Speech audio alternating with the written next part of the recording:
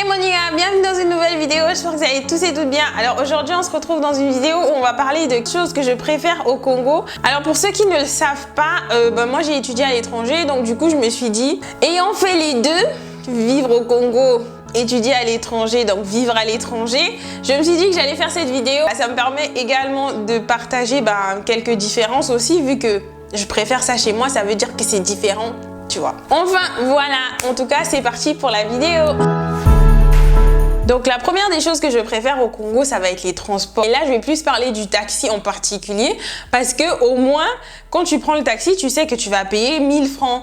Tu vois, encore à l'époque, c'était 700, puis après, ils ont continuellement élevé le prix jusqu'à ce que ça devienne 1000 francs. Bien sûr, si tu vas genre dans des endroits un peu plus éloignés, le gars va peut-être te dire ici, il faut payer quand même 1500 parce que c'est très loin, tout ça, tout ça. Mais en règle générale, tu connais le prix avant de rentrer dans le taxi. À l'étranger, tu peux vite te retrouver avec une facture genre 20 000.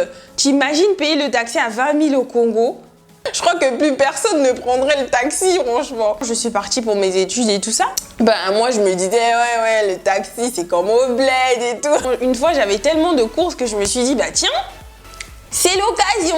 Je vais prendre le taxi. Qui m'a envoyé? Si c'est vrai que je vivais pas trop loin et tout. Et donc, quand j'arrive à la maison, le taxi, c'était genre 27 000 CFA. Moi, j'arrive à la maison, j'étais là. Ça m'a coûté à peu près le même prix que mes courses.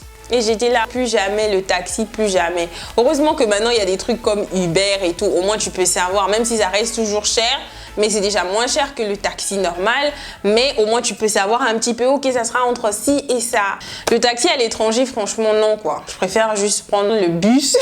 C'est vraiment pas le truc que tu prends tous les jours. Alors, la deuxième chose que je préfère, c'est la température. Bon, on a à peu près la même température toute l'année. Donc, il fait chaud, ou bien il y a la saison des pluies, il fait chaud aussi. Je parle de la température, pourquoi? Parce que je me suis rendu compte que au Congo, tu fais beaucoup plus d'économies. T'es pas tout le temps là à changer en fait d'habits, genre par saison. Ah, c'est l'hiver, maintenant on va mettre des pulls, tu vois.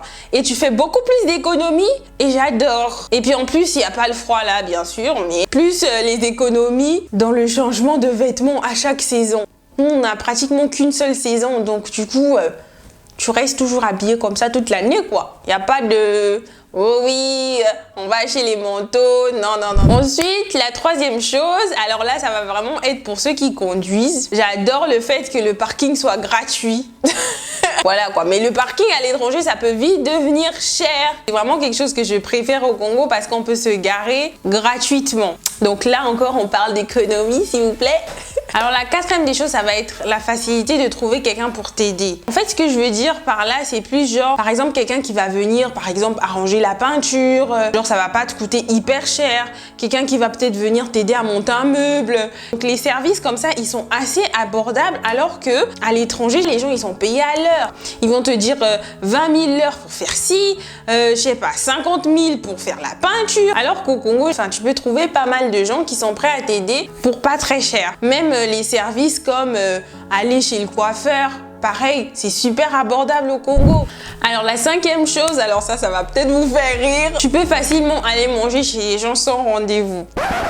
Tu peux facilement aller manger chez les gens sans rendez-vous. Je sais pas si c'est particulier que chez moi, mais en tout cas, moi, je peux débarquer chez quelqu'un et puis je vais manger, genre on n'avait pas pris de rendez-vous et tout tranquille. Ils vont pas faire tout un scandale, tu vois. Alors qu'à l'étranger, tu peux pas juste débarquer chez quelqu'un juste comme ça. Oui, bon, je m'invite, tu vois, je viens manger avec vous. Parce que là-bas, les gens, ils ont déjà fait leur budget pour tout le mois. Ils ont déjà calculé les portions. Alors que au Congo, on est un peu plus relax, tu vois. Au Congo, on cuisine beaucoup. Du coup, recevoir quelqu'un qui vient à midi et tout ça, c'est pas forcément la fin du monde, quoi. J'ai l'impression, en fait, c'est peut-être juste une impression vu que je l'ai pas encore vraiment expérimenté, mais en tout cas, je vois beaucoup de gens le faire. C'est construire ta maison. Tu peux facilement juste construire ta maison, alors que j'ai l'impression qu'à l'étranger, c'est tout un processus, quoi. Alors que au Congo, tu peux facilement construire, si tu as les moyens, parce que voilà, quand je dis facilement, c'est pas comme si genre t'as pas d'argent et tu construis ta maison, mais je dis juste que le processus, il est un peu plus facile. C'est très rare de voir quelqu'un construire sa maison seul. Voilà ce que je veux dire. Alors que au Congo, tu vois beaucoup de gens construire leur maison et tout ça. C'est un processus un peu plus facile, ce que je trouve super. Parce que du coup, c'est bien parce que tu peux décider comment ça sera, les pièces et tout ça. la pièce là, je la veux grande comme ça, nanani, nanana, ce qui est cool quoi. Au lieu de juste venir trouver une maison déjà faite, enfin voilà. Alors que là, tu peux vraiment décider, non, moi je veux même la niche de mon chien et tout. Ensuite, je vais finir par la dernière chose qui est tout simplement pas de stress. Non mais la vie au Congo c'est juste relax quoi. Il n'y a pas de oh mon dieu je dois courir après le bus, je dois courir après le tram, je dois courir là-bas parce que j'ai rendez-vous, parce que j'ai je sais pas quoi, je sais pas, trop de choses compliquées. Chez nous c'est assez simple, c'est relax. J'attends le week-end comme ça je vais dormir un peu. Non, le week-end, c'est là où tu fais la fête, tu vois, tu sens que, c'est le week-end, quoi, tu vois. Alors que quand tu es à l'étranger, le week-end, c'est fait pour dormir parce que la semaine, c'était trop dur. En tout cas, voilà, c'est la fin de cette vidéo. Et surtout, mettez-moi un énorme like si ça vous a plu. Dites-moi en commentaire ce que vous préférez au Congo. Et pour ma part, je vous dis à bientôt dans une prochaine vidéo. Hey mon gars, bienvenue dans une vidéo. Dans une vidéo. La meuf a pas encore mangé, comprenez son émotion. Pouloula, pouloula, pouloula, pouloula, pouloula, pouloula, pouloula. Aïe, aïe, aïe.